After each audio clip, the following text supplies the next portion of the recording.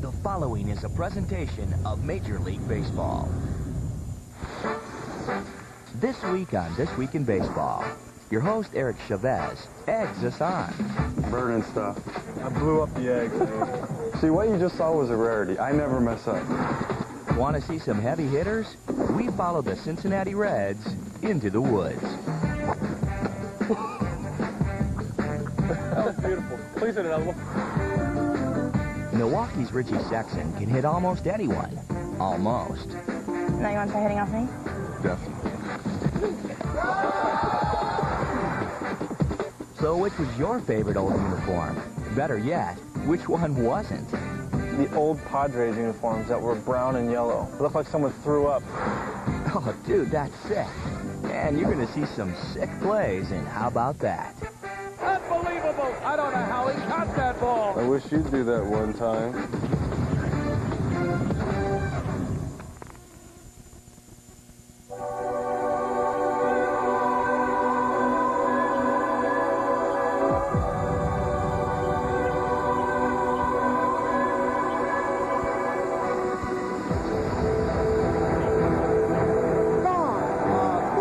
Shot by Eric Chavez.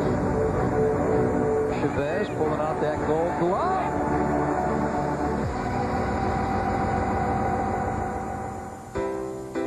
It's not often that you get an inside look at a Major League player's everyday routine. But Oakland's Eric Chavez was kind enough to open the door to a day in his life. Pretty much when I first wake up, the priority is my dog. So I try to take him outside. This is Alex, everybody. We'll be getting married next December in Hawaii. And that's Tank. That's Tank, our watchdog. He's pretty vicious. About 9:30, I'll get up, make some breakfast, which I haven't done yet, so I'm still pretty hungry. I'm going to make a bagel sandwich today. And then I'll get my egg beaters, fat-free cheese. I cook all the time. I very rarely go out to eat. I order room service a lot on the road. And that just kind of gets old. So when I get here, this is, you know, I like to cook. Burning stuff. See, what you just saw was a rarity. I never mess up. And that's breakfast. That's usually what a typical morning is for me. That's about it. I head to the field pretty early, strap it on, and see what happens from there. How's it going, guys? Finally here. It's a beautiful day in Oakland. Overcast. The rain's coming. I can smell it. Eric's routine becomes a bit more focused when he takes us deep inside his inner sanctum. This is the clubhouse. I get here usually pretty early, about 1:30, 2 o'clock. Tommy, why are you here so early? You're never here till 4. That's Larry. That's our trainer. I'm here every day early. He's tired of me because he's got to take care of me year round. Sometimes my legs are sore sitting in the cold tank. It's gonna be freezing. Yeah. So. This is what counts right here. It's a cold tank.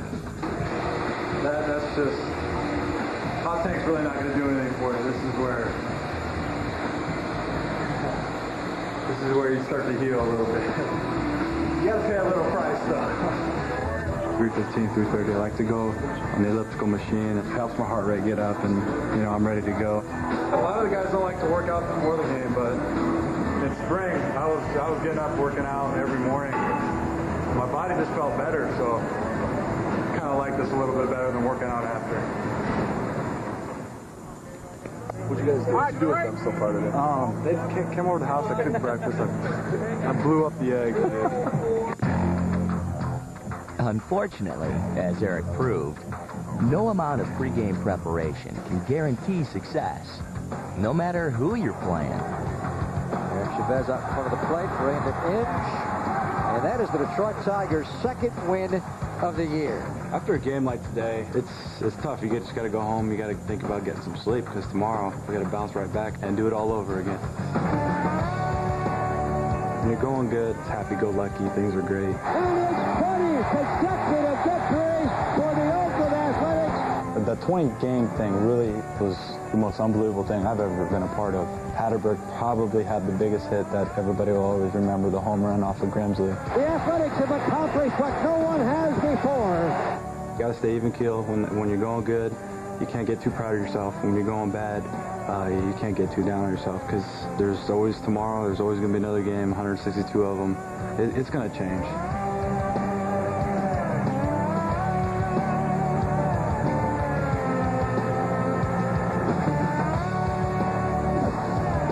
This Week in Baseball is brought to you by Pepsi. Pepsi, the choice of Major League Baseball. We now return to This Week in Baseball. Oh, the big dog. I definitely would like mulligans at the plate. Strikeout's going to happen, whatever, but sometimes, like in a 2-0 count or a 3-1 count, hitters count, you're looking for a pitch, he throws something else, and you hit a little weak ground ball to first or second. Those are moments where you just like to say, timeout, give me a mulligan, let me tee up again, and let me get that pitch back. Ah, geez, sorry, Eric. There are no do-overs in this game. Of course, it is a little different in golf. You see, on the links, not even Hall of Famers have to worry. Because there's no sense letting the facts get in the way of a good shot. Oh, beautiful, right down the middle. For proof, we followed a trio of Cincinnati Reds. I'm Adam Dunn, outfielder for the Cincinnati Reds. Absolute rocket. I'm the man of Adam Dunn. I'm Austin Kearns. I'm from Lexington, Kentucky, and I'm an outfielder for the Reds. You keep raising the bar of expectation when Austin Kearns comes to the plate. Just out here trying to hit the ball, hit it hard. And far. And far and straight. Straight's overrated. Hard and far. Over straight. It's all about far. I'm Ryan Debster from the Cincinnati Reds. I'm Adam and Austin's caddy. Breaking ball swung on and missed. Well, Ryan's got some miles ahead of him today, because these aren't your ordinary duffers. These boys can hit. I have seen Adam Dunn lay some serious muscle into some balls here. Let the big dog eat.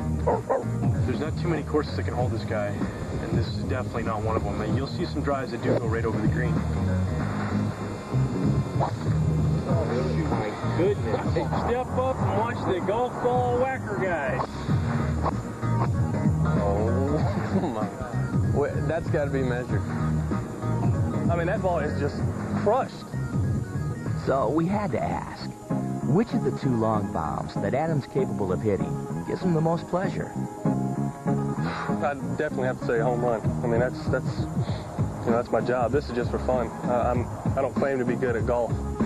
But hey, you can always pretend. I used to shoot in the 70s. Do you? You know, any cooler than that, I usually don't play. Yeah, I'm usually right around 100. So, give or take a few.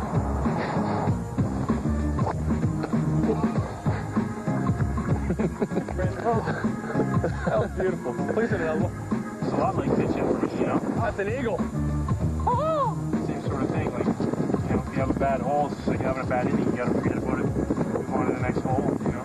You can't help, definitely, especially the mental side of the game. Get in the hole.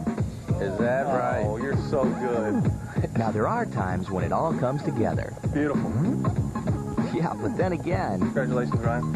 who wants to get beat by their caddy? Congratulations. Congratulations. Thank you. Enjoyed it. Alrighty. It was awesome, guys. It's fun. Good work today. Hey, thanks, guys. But don't quit your night jobs. Coming up next on Pepsi, pitch, hit, and run. Jenny takes on Richie Sexton. But is he ready? All right, here we go. Scared, though.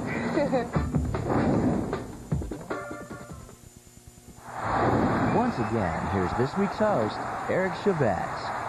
They want us to talk about Jenny Finch. Pepsi Pitch Hit and Run with Jenny Finch is a weekly feature in which the future Olympian squares off with some of the best in the game. And anything they can do, she just might do better. You can go take your seat now. She's not 6 foot. She's pretty tall. She's my height or a little bit taller. She's got me out of there. No, she's not the same height as you. Yeah, Jenny's tall, all right.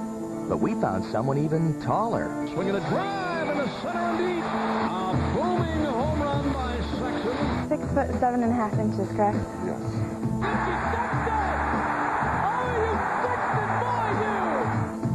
Now, you wouldn't think a man with so much space to cover would already be closing in on 20 home runs. A tall man with long arms. Richie pretty adept at pulling those hands in and ripping.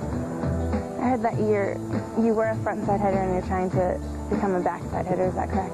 Yeah, trying to stay back. Get up! Get out of here! Gone! It makes it a lot easier to get some more pitches. My head doesn't bounce as much. When you're diving at the ball, your eye levels move, and the ball, it'll actually do this on you when it's in fact not doing that. So trying to stay back and work my hands a little more. Watch those long arms get extended. Boom. Wow. Okay, we're going to go through some soft toss drills and watch you hit a little bit. Right. See, yeah, before I was kind of doing that, and my back foot would drag forward. I couldn't hit an off-speed pitch. So what we've been working on is getting hands and then staying behind the ball. Sexton with a long home run to center field. The game's very mechanical. I mean, you know, the one day you think you got it licked, and then the next day you're absolutely brutal, and you wonder where it went. And it's always something pretty small, and with me, it's definitely staying back. You look pretty good off soft toss. Now you want to try hitting off me? Definitely. All right, here we go. I'm scared, though. I'm afraid, what if I hit one back up the middle? You're not going to. I'm not? No. We're ready? I'm ready. Spin.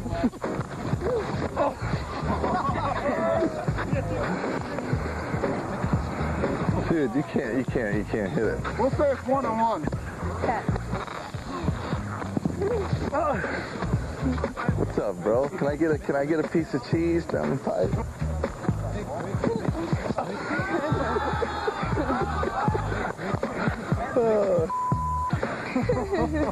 Anybody else?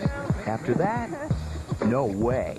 But before he left, Richie had a question. They're not all as good as you, though, are they? Your arm action is the same on every single pitch. And whereas in baseball, sometimes we get a guy that might throw a slider from here, his fastball might be here, his changeup might come out here. Your fastball just kind of, it drops, kind of sinks inside, and then your rise, it looks like it's going to sink in and goes up. So then your changeup, same arm action, just dies. It's spun me into the ground. So it's definitely harder to hit a softball, no doubt. I don't know about that, but well, thanks. I think so. Thank you. It's been fun. Coming up, classic unis. You know them, you loved them, and sometimes you hated them. You know, I actually like the Astros one. Everyone makes fun of that one, but I like that.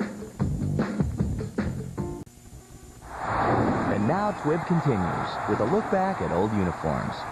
Throughout the years, there have been a kaleidoscope of colors and styles worn by Major League players. These days, many of the retro throwbacks have made a comeback. But as we've discovered, threads are a matter of taste. Everything is beautiful. Ours are so ugly. Really, really beautiful. We didn't even have a belt. It was like a string. I forget the color of our socks. I think we had like yellow socks or something. It was just the ugliest color I've ever seen. Certain teams have turned their uniform evolution into an art form. Everything is beautiful. Some are classic, some aren't. Oh, the Astros uniform, that was outstanding. Oh, man, they look more like a circus than they did a baseball team. I'd say the old Padres uniforms that were brown and yellow. It looked like someone threw up and the name Padres came off the shirt. The Astros old orange ones or the White Sox ones when they had the shorts, those were pretty bad. They didn't look that great. One guy said we looked like pilgrims coming out of the dugout when we came out there with those uniforms on. That Pirates one years ago, that was pretty gross, and the Astros too. I actually like the Astros one. Everyone makes fun of that one, but I like that. I got the Nolan Ryan throwback Houston Astros on this tie. I mean, I wore it one day and got some ketchup on it, so I had to take it to the cleaners and they messed up the color. So I had to go get a new one. My favorite jersey is the Cardinal jersey. Something about those birds sitting on the bat with the cursive lettering. It's always been something that's real nice to look at. The powder blue ones too? No, that was a bad time in baseball when we were doing that. I remember those very well. When Klazuski had the sleeves, they had to cut the sleeves off, and those were pretty cool uniforms. you know, now we have the shirt underneath, but before I think they had just the sleeves cut off and their guns showing. I don't know if you can screw with that Yankees uniform. That one goes way back and hasn't changed for a reason. I like like the big baggy uniforms. They're a lot more comfortable. It doesn't make us big guys look so big. We used to wear them real tight, and back there 20 years ago, we didn't realize that, how they look until you see yourself later on. The photos that I've had with the Mets, and thought that my uniform was painted on. 1973 Hank Aaron jersey. That's one of my favorites. The powder blue road jerseys, Kansas City, I'm not real big on those. The Astros always seems to stick out in my head. The Pirates with their crazy cap they have. He was a good ball club, but the uniforms were like a little wild. You don't see that anymore. But I guess it will be cool, they match. That's all that matters. Speaking of uniforms, check out this TWIB note.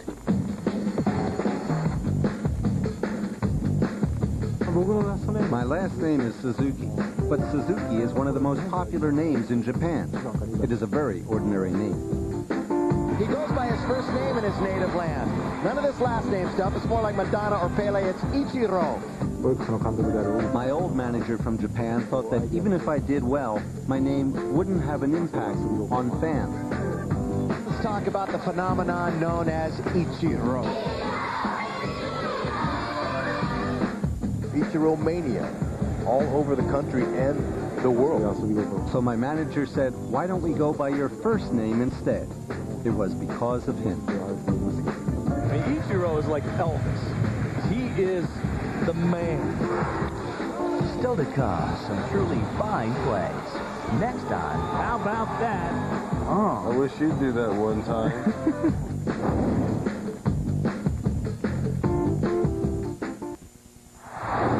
We now return with two very special guests. Hi, I'm Robert Pick, first baseman for the Atlanta Braves. Grand slam home run for Robert Pick. I'm Marcus Giles, second baseman, Atlanta Braves. Ground ball right side. Marcus gets there, spins, throws. Oh, they got him! And like most, they have their favorite baseball moments. My most memorable growing up was in '84 when the Padres won the pennant. Mine as a kid was when Kirk Gibson hit the home run off the Eck in the World Series.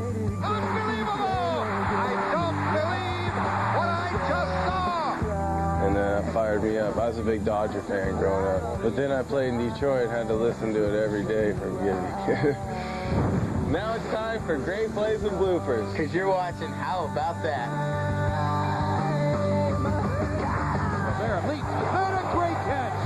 And the pitch to Wilson swung on, hit the left field. Retreating back at the ball is Pujols. He reaches up and makes the catch as he was twisting and turning. I don't know. I'm calling bad route on that one. Yeah. I couldn't get excited for that one.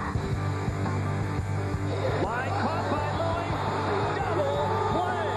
How about that from Luis Castillo? Hot shot. Diving play Everett. He'll slip to second and get his man. What a play. He may have saved the game for Houston.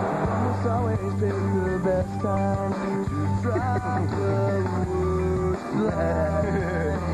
Almost made me cry. That's a bouncer. It's a fair ball. Fair ball comes to the room. It's a new hero. Juan Castro's done it this time. I'm not going to watch myself die. Oh, my Lord.